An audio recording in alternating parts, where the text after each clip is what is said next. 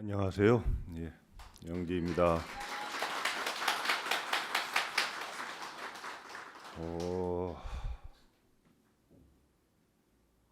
지금 내가 묻고 여러분이 대답했는데 진짜 대답한 놈이 뭘까요?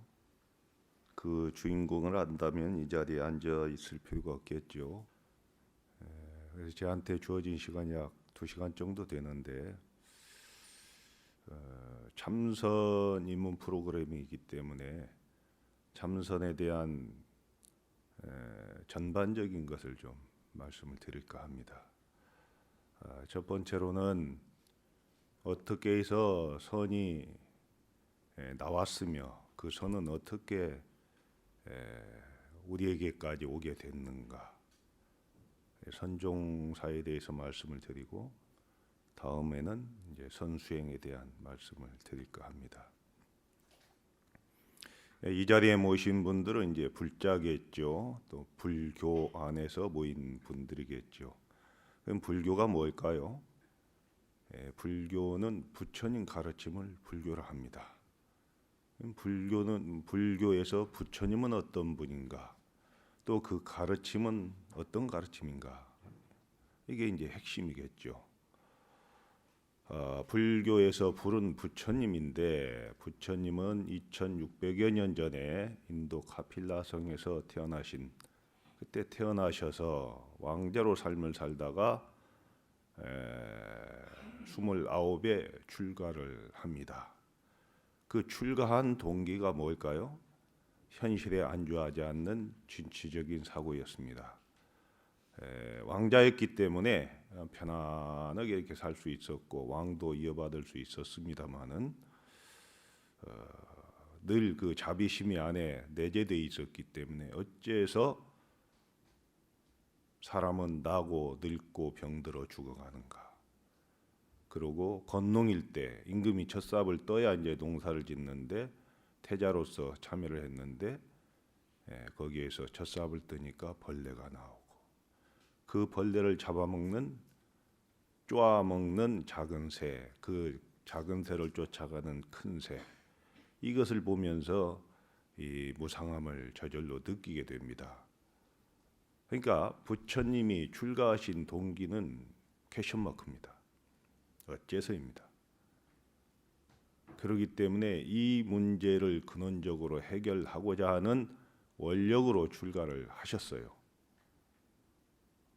그러니까 그때 인도의 수행법이 참 많았습니다만은 대체적인 수행법이 고행이었다고요. 고행은 그저 육신을 돌보지 않을 뿐만 아니라 어떻게 보면 육신을 학대했습니다. 거기에서 오는 즐거움을 얻고자 했던 수행법입니다. 또 고행자들은요, 음식도 최소한 것만 먹지만 목욕도 하지 않습니다. 혹독한 그런 고행을 6년을 합니다. 스승을 3분이나 바꿔가면서, 바꾼 게 아니고 그 스승 밑에 가서 하면은 다 마쳤다 하는데 미진한 거예요. 본인을 분석해 보면 그래 떠나고 결국은 이 세상에 스승은 없다. 내가 직접 헤쳐 나가야 될 길이다. 이렇게 생각해서 이제 홀로 계시게 되죠. 여러분 인도 성지순례 다녀오신 분들이 계시면 전정각산이라는 산이 있습니다. 부처님이 성도하신 보드가야에서 멀리 바라보이는 야산이 하나 있는데 거기 이제 전정각산이 정각을 이루기 전에 수행하셨던 곳입니다. 부처님 계시던 동굴이 하나 있는데 지금은 이제 뭐 나무도 없고 그 원숭이만 좀 있습니다. 옛날에 이제 우거졌을 거예요. 그 동굴에서 수행을 하시다가 결국은 고행을 포기하게 됩니다. 29년 동안 태자로 살면서는 쾌락을 느꼈고 6년 고행은 어느 누구도 따를 수 없는 고행을 했지만 이것은 아니다 해서 그 산에서 내려와서 강이 흐르는데 그 니련산합니다. 거기에 목욕을 합니다. 목욕을 하니까 이제 지쳐서 쓰러지게 됩니다. 그때 이제 그 옆 마을 수자타 마을, 지금은 수자타 마을이라 해요. 수자타가 이제 유미죽을 끓여서 이렇게 수행자의 입에 넣어주게 되죠. 이 모습을 멀리서 지켜보던 5명의 수행자가 보고는 떠납니다. 아, 고따마시 따르타는 타락했다. 고행자가 목욕을 했다. 거기에다가 소녀가 주는 유미죽을 받아 먹었다.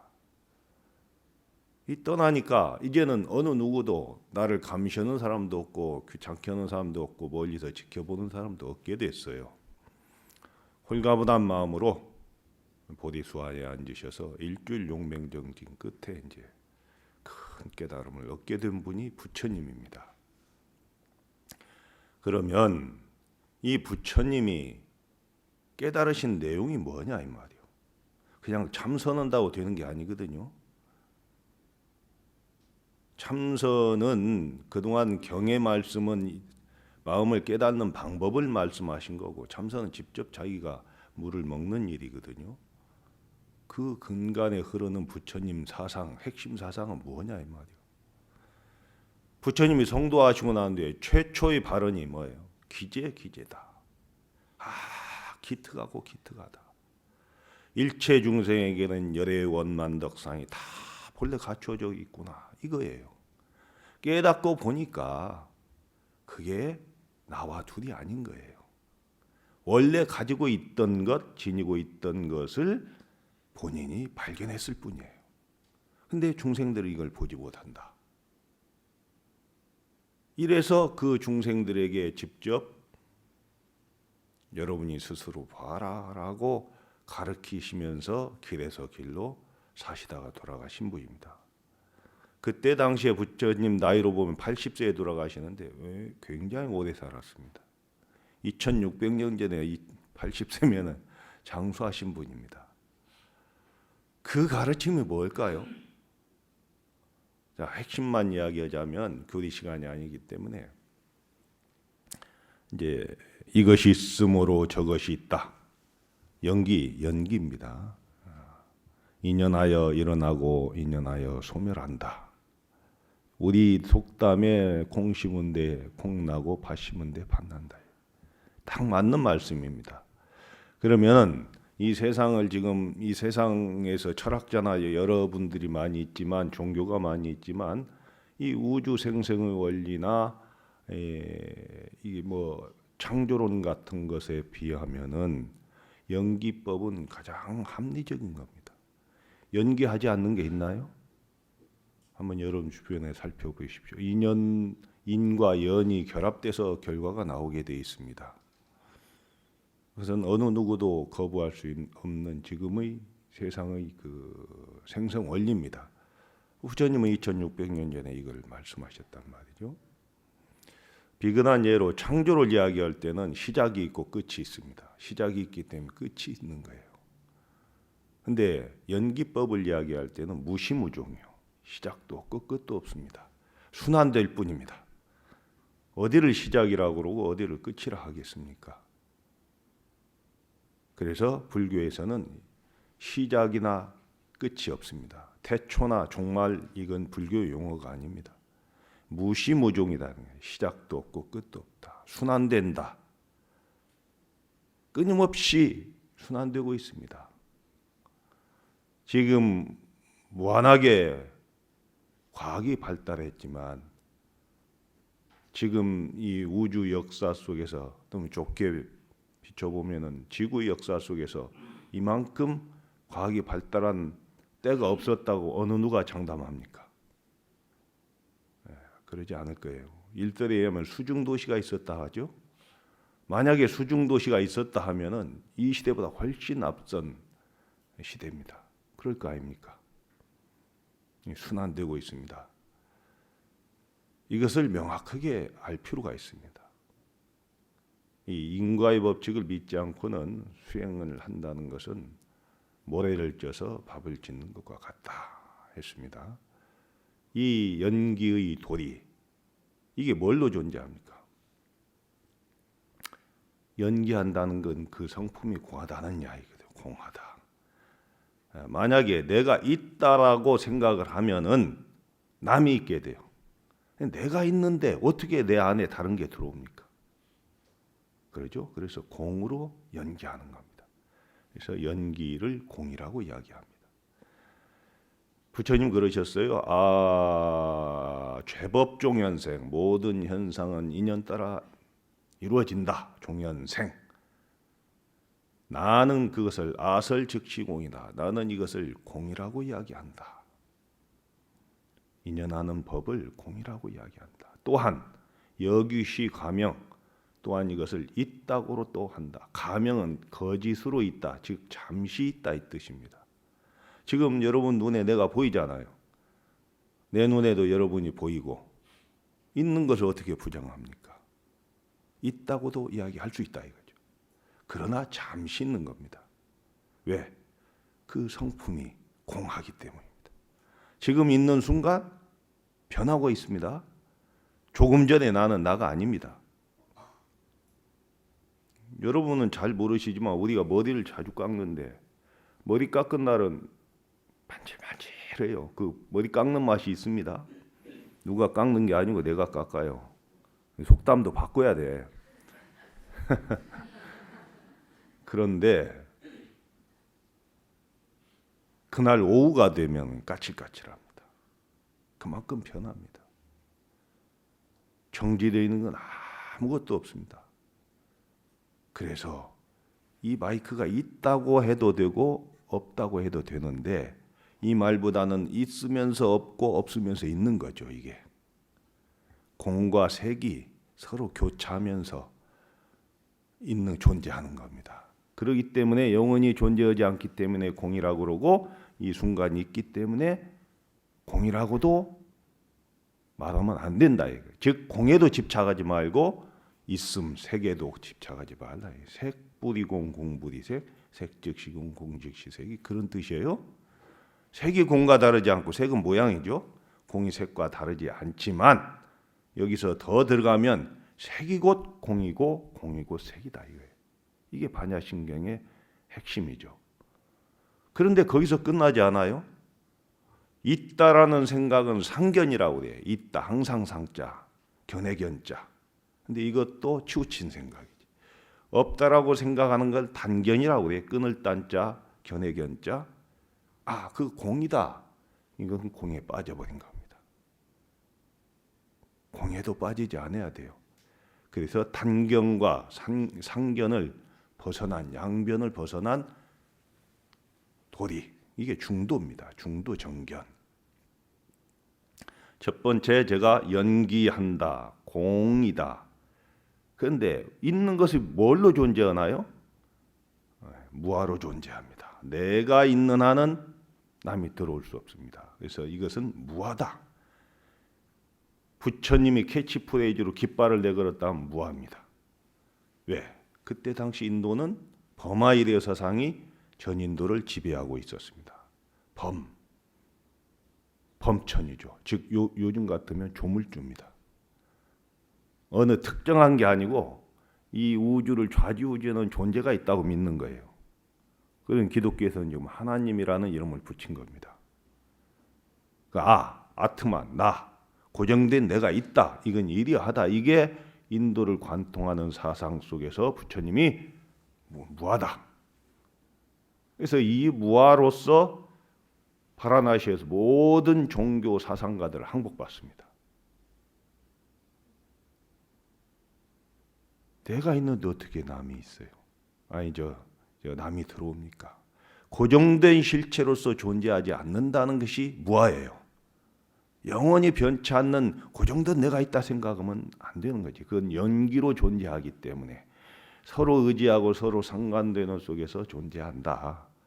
그렇기 때문에 무아인데 무아이기 때문에 양변을 여의야 된다 해서 중도라는 말을 씁니다. 이 중도 정견, 중도에 대한 바른 생각이 깨달음의 내용입니다. 말씀드린 연기, 공, 무아, 중도는 표현만 다르지 똑같은 말이에요. 만약에 제가 이 법복을 입고 지금 법문을 설하면 법사잖아요. 근데 내가 예비군 복무 입고 예비군 훈련 가면 예비군이라고 한다. 내가 달라졌나요? 네, 그렇지 않습니다. 그래서 이것은 같은 말입니다. 여기에 대한 충분한 우리가 이해와 동의가 있어야 됩니다. 왜 그러냐 하면은 이런 밑바탕에 이런 것이 없이 믿지 않고 인과도 믿지 않고 공도 믿지 않고 무아도 믿지 않고 중도도 믿지 않아서 앉아서 참선한다고 뭘 깨닫겠습니까? 60년대, 70년대 초반만 해도 사이비교주 무지무지하게 많이 나왔어요. 연세 드신 분들 기억날 거예요. 뭐 옛날에 법창야와 뭐 이런 게 석구봉도사나 라디오 시대 때 그거 나왔어요. 감옥 가서 무기징역 받고 신도가 둘인 종교도 있었고 혹세 무민하는 자들이 많았습니다. 자기들이 깨달았다고 나오는 거예요. 그건 불교뿐만이 아니고 다른 종교도 마찬가지예요. 그러면 깨달았으면 깨달음으로 인정을 받아야 되는데 점검과 인과의 과정이 선에서는 반드시 필요합니다. 요즘 여러분 얼마 전에도 저도 거기 참석했지만 전강 전계 이런 게 있습니다. 전계식도 하고 전강식도 하고 이것은 전계는 내가 계율 계맥을 받고 있으면 제자들에게 이걸 전하는 거예요. 이것은 너도 계율을 전할 수 있다 자격을 주는 거고 전강이라는 것은 강의할 수 있는 자격을 주는 거예요. 그런데 여러분 요 근래에 전법이라는 말 들어보셨나요? 선에서는 선지식이라는 말을 요즘은 많이 씁니다마는 그러지 않습니다. 부처님이나 조사나 동등한 위치에 있는 분을 선지식이라고 합니다. 선에서는. 그래서 전법이라는 말은 여러분 거의 못 들어보셨을 거예요. 그만큼 완전하게 깨닫기 이전에는 전법하지 않는 게 선에서 보는 그런 사자상승의 원칙입니다. 전계나 전강은 얼마든지 있을 수 있습니다. 교육대학 나오면 선생님 자격 주듯이 그런 거 있을 수 있습니다. 좀 구분해서 여러분이 조금 알아주셨으면 좋겠습니다. 그러면 부처님으로부터 선법이 어떻게 전해져 왔는가? 이게 이제 삼처전심이라고 하는데 그렇게 그런 도리를 깨닫고 나셔서 중생을 위해서 길에서 길로 참말로 제자들과 함께 사시면서 중생을 제도하신 분인데 부처님께서 선법을 전할 때 글이나 말로 전하지 않아요. 마음과 마음으로 전해요. 이것을 삼처전심이라고 그래요. 제1대 조사가 가섭존자입니다. 제2대 조사는 누구예요? 아란존자입니다. 그런데 아란존자는 부처님의 10대 제자 가운데 한 분인데 법으로 보면 손주제자입니다. 즉 가섭존자가 아란존자한테 전합니다. 그래서 인도에서 28번을 전하죠. 28대 조사가 그 유명한 달마조사입니다. 달마조사 여러분 그림 보시면은 중국인 한국 사람이 아니잖아요. 수염도 많고 눈도 퉁망울하고 인도 분입니다. 이분이 28대 조사가 되어서 보니 동토 즉 인도에서 보면 동쪽입니다. 중국이 얘는 선법이었고 교법만 있는 거예요. 이 부처님 경전이나 불상이 중국에 최초로 전래된 데가 서기 2년입니다. 2년이에요. 2년. 백마에다가 부처님 경전과 불상을 모시고 왔다 해서 백마사를 낙양에다가 창건해서 지금도 백마사가 있습니다. 그때가 2년도입니다. 그러면 지금 2019년이니까 2017년 전 중국에 불교가 최초로 전래되는데 그건 경전이나 교종이 전래된 거고 그 후에 500년경에 그러니까 5, 6세기에 이제 달마조사가 중국의 선법을 가지고 오는 거죠. 중국의 선법을 가지고 와서 이 시민이니까 뭘 들고 오는 건 아닐 거예요. 보니까 시절 인연이 도래하지 않았어요. 그래서 때를 기다립니다. 무리하게 이 선법을 교화하지 않고 숭산 소림사에서 2시간을 걸어 올라가면 달마동이라는 동굴이 있습니다. 거기에서 9년간 면벽하시면서 때를 기다려요. 9년 만에 누가 찾아옵니까? 신광이라고 하는 젊은 촉망받는 젊은 스님이 찾아옵니다. 눈 속에 서서 법을 구하러 왔습니다. 그거 갖고는 안 된다. 그리고 문을 닫고 여기 아침에 열어보니까 눈 속에 그대로 이 젊은 스님이 눈 속에 서 있는 거예요. 그 눈 속에 그 정도 서 있다고 되느냐 하니까 팔을 잘라서 바쳤다. 해가 단비도죠. 제가 정법을 위해서 진리를 위해서는 몸도 버릴 수 있습니다. 이렇게 하니까 그래 그 정도면 됐다. 그래 네가 뭐가 궁금하느냐. 예, 제 마음이 심히 불안합니다. 이 불안한 마음을 편안케 해주십시오. 그러니까 달마 스님이 그래 너희 그 불안한 마음을 가지고 오너라. 아무리 불안한 마음을 찾아도 찾을 수 없어요. 그러니까 스님 불안한 마음을 찾을 수 없습니다. 그래 내가 이미 너희 마음을 편안케 했노라. 이게 그 유명한 안심법문이요. 마음을 편안케 했다.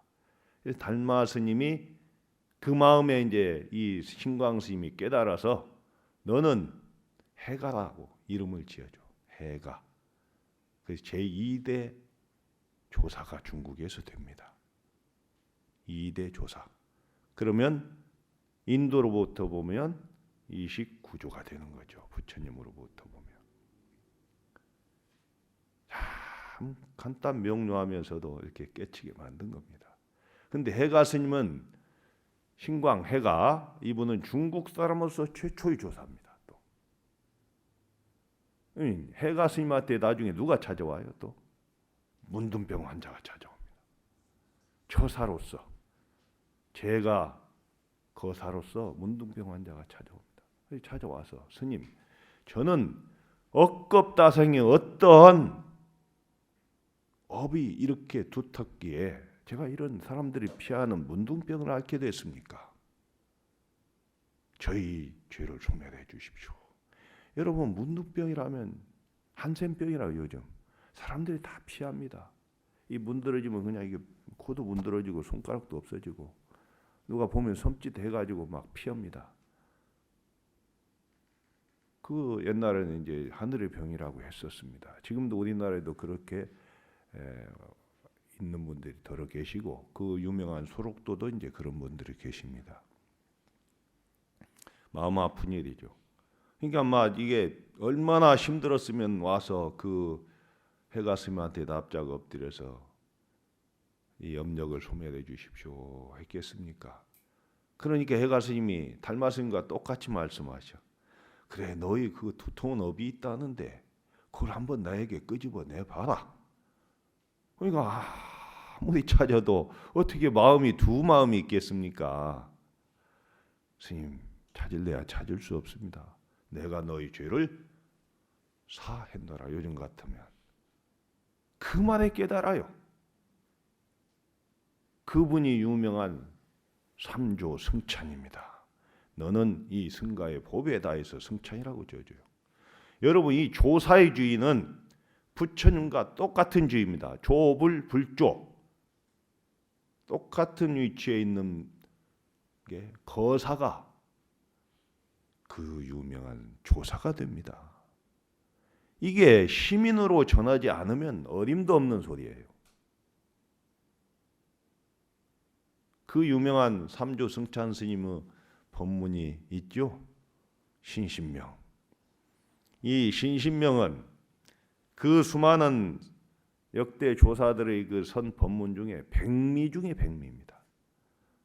그것이 중도 불이를 이리 표현하고 저리 표현해서 하신 법문이 지금도 최고의 아름다운 격에 맞는 법문으로 평가받습니다.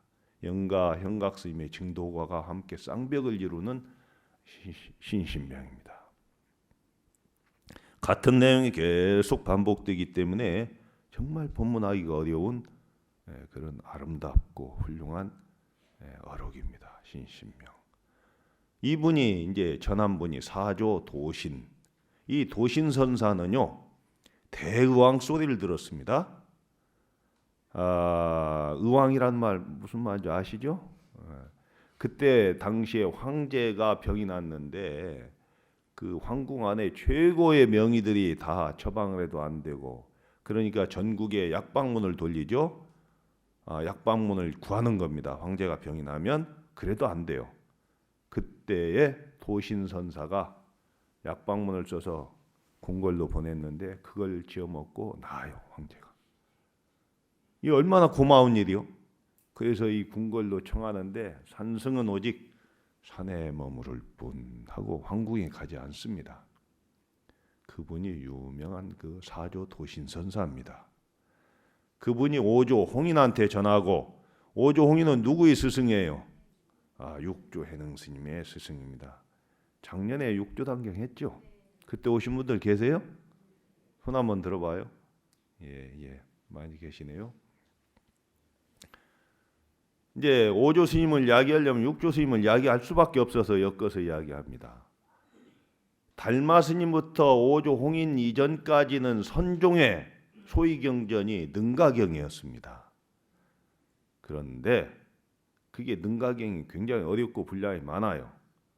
그래서 오조 홍인 스님이 그 의지하는 경전, 즉 중요하게 여기는 선종에서 소위경전이라고 해요. 금강경. 중국에 보면은 양자강이 흐르는데 양자강 넘어 황미연이라는 곳이 있어요.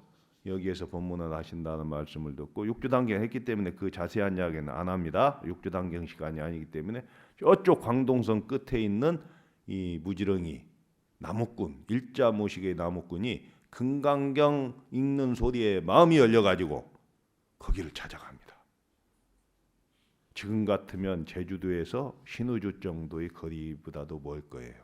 엄청난 거리를 개나리 보찜 한 해로 가서 오조 홍인 스님이 700명한테 법문을 하고 계실 때 탁 그 계단 밑에 도착을 합니다. 그가 법문하시다가 너는 누구냐? 너는 어디서 왔느냐? 그러니까 저는 저 남방무지렁이 백성이옵니다. 저는 위 없는 깨달음을 얻으러 왔습니다. 하하하 웃으면서 그래 남방무지렁이가 어떻게 위 없는 도를 깨닫고자 한단 말이냐? 그러니까 대답이 멋지게 나옵니다. 그냥 이렇게 차 타고 오면 안 나와. 불언천리하고 걸어가면서 그분을 향한 신심, 읽을 대로 익은 마음으로 사람에게는 남과 북이 있을지언정 어찌 법에 남과 북이 있겠습니까? 이렇게 대답을 하니까 에이 이놈아 넌 쓸데없는 소리 말고 방앗간 가서 방 하나 찧어라. 이래서 8달 동안 방아를 찧는 해능. 이 행자가 이제 그 과정까지 이야기하면 너무 길어서 제가 2시간 안에 못 끝냅니다. 육조가 됩니다. 행자가 육조가 됩니다. 그 깨달으신 내용이 뭐예요? 금강경에 응당이 머무는 바 없이 마음을 내어라. 여기에서 완전하게 깨달아버리지. 그리고 육조를 상징하는 부처님으로부터 내려온 가사와 바루를 전하면서 이 이후로는 전하지 마라. 이제는 자리를 탐하는 이들이 많다. 이 밤에 떠나라 해서 당신이 구강이라고 해서 9줄기 양자강 지류가 9줄기 모여드는 곳에 그 구강이라고 그래. 여기를 뗏목으로 건네주면서 잘 가라고 그래요. 일자무식 뗄나무꾼 행자가 또 조사가 됩니다. 이 조사가 남쪽으로 내려가서 16년 만에 드디어 딱 나타나죠.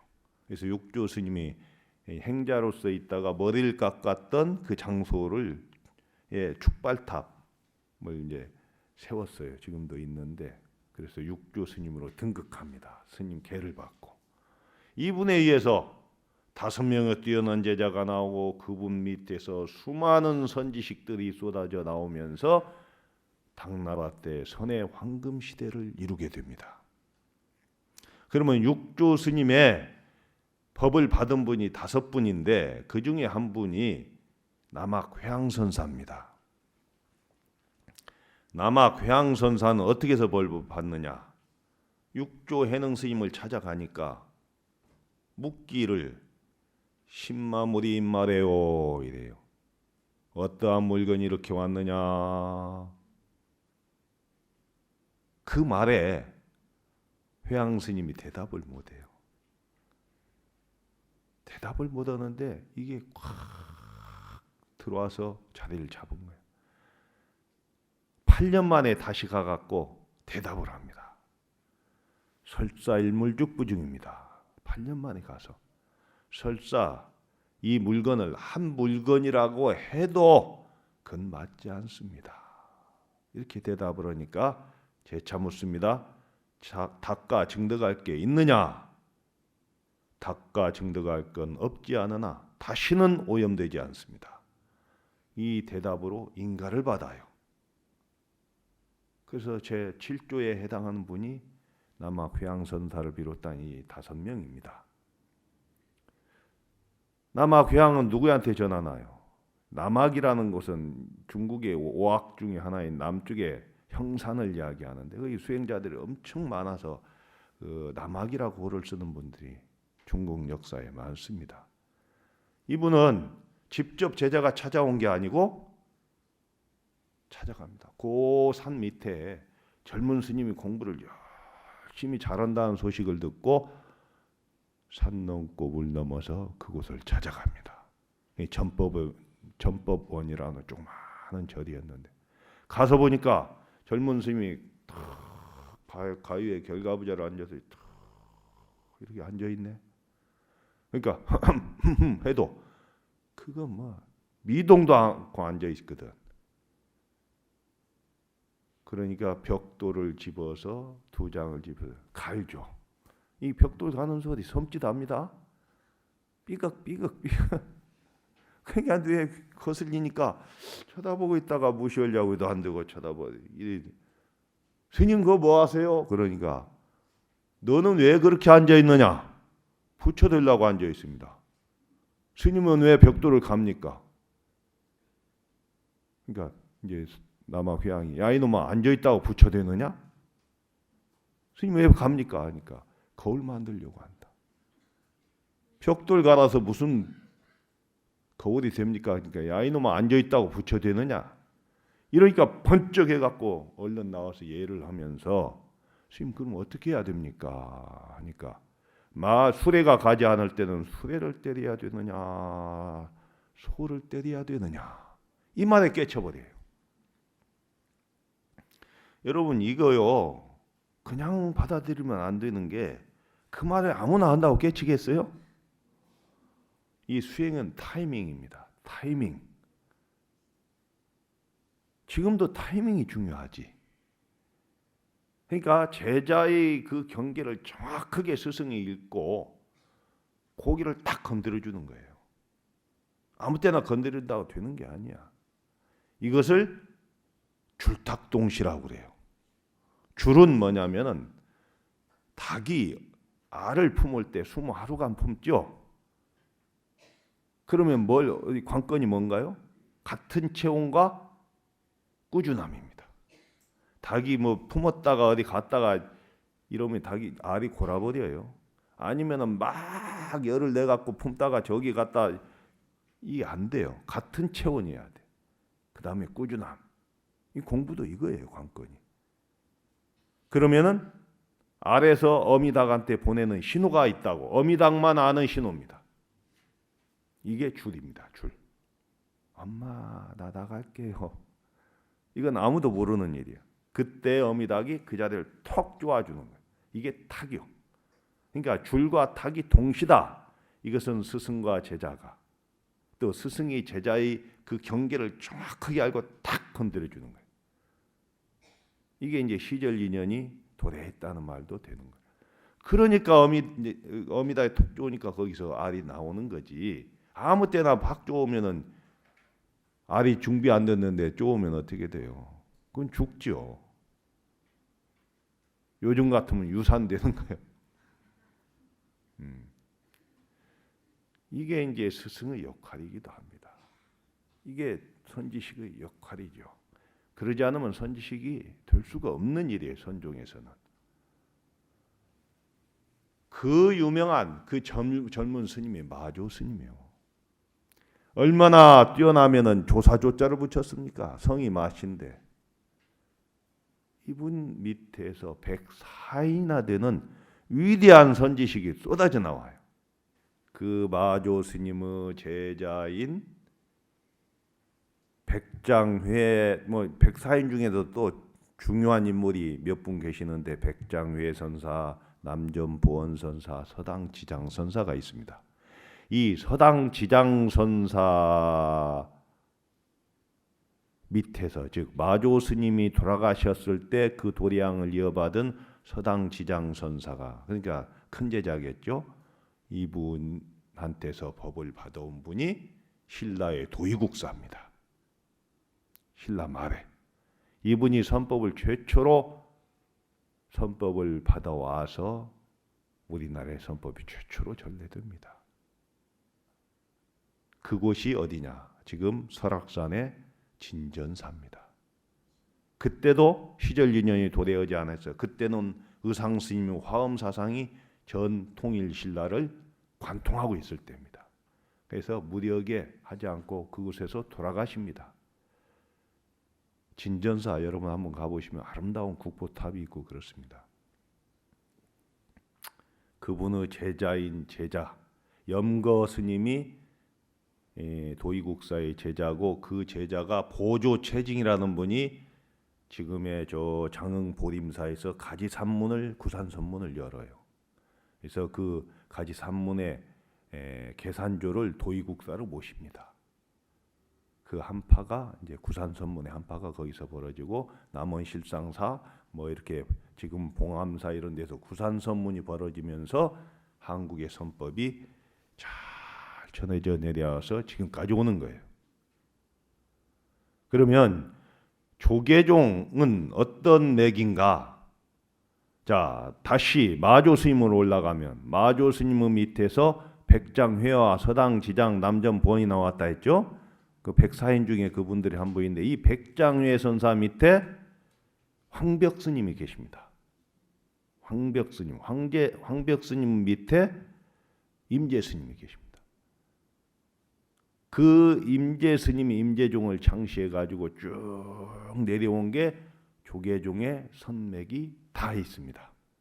누가 이 임재종을 최초로 전해오느냐면 고려 말에 태고 보우 스님, 또 나옹 해근 스님, 백운 경안 스님, 이런 분들이 원나라 때입니다. 원나라 때 거기 가서 그 선법을 받아옵니다. 최초로 선법을 받아온 분은 종조 도의국사, 조계종의 종조입니다. 도의국사. 그 다음 임재종의 정맥을 받아온 분은 태고 보우 스님, 나옹 스님, 백운 스님, 이런 분들이십니다. 그래서 조선시대로 면면이 이어져 내려오고 있습니다. 지금까지 이렇게 되고, 그런데 지금 말씀드리는 간화서는 어디서 나오느냐 하면은 쭉 내려오다가 임재 스님의 맥으로 내려오다가, 이때는 조사께서 조사들을 조사선이라고 그러지, 달마 스님으로부터 쭉 내려오는, 그때 그 당시에 딱 제시하는 법문을 듣고 깨치는 게 이제 조사선이에요.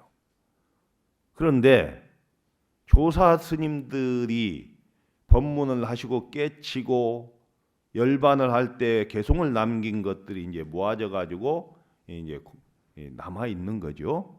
이것을 송나라 때는 사람들이 근기가 하야해지다 보니까 분석하고 뜻으로 이해하려고 하는 경향이 생깁니다. 그래서 문자선, 의리선이 되는 거지. 선은 문자로 헤아리거나 뜻으로 헤아리면 안 되는 건데, 깨달음은 오래를 갖다가 분석하는 거야. 그러니까 송나라 때 대종고선사라는 분이 이건 큰 병폐다. 그래가지고 그동안 나오던 그런 큰 스님들의 그 공안집, 법문집을 간추려가지고 간명하게 제시한 게 간화선입니다. 그러니까 조사선과 가나선이 다르지 않아요. 조사선의 정신을 그대로 이어받은 것이 가나선인데 단순 명료화시켰다. 어떤 이들은 가나선을 최초로 화두를 대종고선사가 주장했다고 하지만 그 전부터 부처님은 어째서부터 출가했고 그 이전부터 그것을 참고했었습니다. 그러나 그것을 최초로 구체화하시고 간명하게 제시한 분이 대종고선사다. 이 대종고선사의 가나선을 우리나라에 최초로 전한 분은 주장한 분은 고려 중기의 보조 진울국사입니다. 그리고 그것을 더 구체화시킨 분이 보조 진울국사의 제자인 진각 해심국사가 그것을 선문염송을 지어가지고 가나선을 적극 제창합니다. 그러니까 그 수많은 분들에 의해서 선법이 이어져서 내려옵니다. 그 다음에는 조선에는 어떤 일이 일어나나요? 쭉 내려오다가 조금 허망할 때가 있었습니다. 맥이 조금 간당간당할 때에 어떤 일이 일어납니까? 이제 조선은 잘 아시다시피 신라나 고려는 불교를 국교로 했는데 이제 신흥 사대부들에 의해서 역성혁명을 이루다 보니까 불교를 배척하고 유교를 숭상합니다. 정치 이념으로 조선시대는 유교를 숭상합니다. 그러나 임금들은 궁궐에다가 내불 땅 부처님을 모시고 신앙을 했었습니다. 그런데 어쨌든 불교는 이제 탄압을 받기 시작하는데 조선 중기 때쯤 되면은 중종의 그 부인 경빈 밑에서 경빈이라는 분이 문정왕후예요. 여러분 옛날에 연속극 보면은 여인천하에서 매야 하는 사람, 그 사람이 이제 문정왕후인데 그 사람 아들이 임금이 돼요. 그분의 아들이 13살 때 그분이 명종이에요. 명종이 13살 때 임금이 되다 보니까 섭정을 하는데 문정왕후가 섭정을 합니다. 그러니까 실질적으로 임금 노릇을 이 조선시대 때 했던 유일한 분입니다. 이분이 안 되겠다. 불교를 중흥시키자 해가지고 허응당 보호스님이라는 분이 계시는데 그분을 궁궐로 청합니다. 그래서 스님, 불교를 한번 중흥시켜 봅시다. 해서 알겠습니다. 가지고 그때는 선교 양종으로 통폐합을 해서 불교세가 위축돼 있을 때인데 지금 강남 봉은사, 뚝섬 봉은사를 선종의 수사찰로 하고 남양주 봉선사를 교종의 수사찰로 통폐합시켰어요. 그래서 선종의 수사찰인 봉은사에서 제1회 승가고시를 부활합니다. 그러니까 간부스님 뽑는 겁니다. 고등고시, 행정고시, 입법고시, 의무고시 하듯이 간부 공무원을 뽑듯이 이제 승가고시를 부활해서 젊은 스님들이 쫙 봉사로 모여듭니다. 그때 정원급제 한 분이 어떤 대답을 하냐면 시험지를 쓰는 게 아니야. 딱 묻는 거야. 선문답으로. 본래 청정컨을 운하홀생 산하대지이니고 본래 청정하거늘 어떻게 해서 이 산하대지가 생겼는고 이 말입니다. 이게 가나선과 굉장히 밀접한 이야기인데 본래 부처인데 왜 이렇게 중생 노름하고 있느냐 이런 거죠. 확대해서 보면 뭐 닦을 게 왜 있느냐 이 말이지. 본질적으로 닦을 게 없다 하잖아요. 그러니 대답이 그 말 떨어지자마자 대답이 멋지게 나옵니다. 본래 청정고입니다. 질문보다도 더 짧아 대답이. 우리는 본래 청정하기 때문에 아무것도 안 만들어지다 생각할지만 그러지 않죠. 내가 없기 때문에 모든 게 내 안에 다 들어올 수 있는 거지. 자, 물을 보세요. 물이 형체가 없잖아요. 고정된 실체가 없어요. 그러니까 둥근 그릇에다 하면 둥그러지고 네모진 그릇에다 하면 네모지고 얼면 얼음이고 녹으면 물이고 올라가면 수증기고 떠 있으면 구름이고 내리면 비다. 눈은 서리 우박. 그러니까 같은 본질이에요. 그러나 고정된 실체가 없기 때문에 자유자재하는 거야. 빽빽한 숲을 흐를 수 있는 건 물밖에 없어요. 그러잖아요. 요리조리 흘러가다가 웅덩이 갔으면 고여서 넘어가. 기다릴 줄 알아. 바위 갔으면 돌아갈 줄 알아. 이게 물이에요.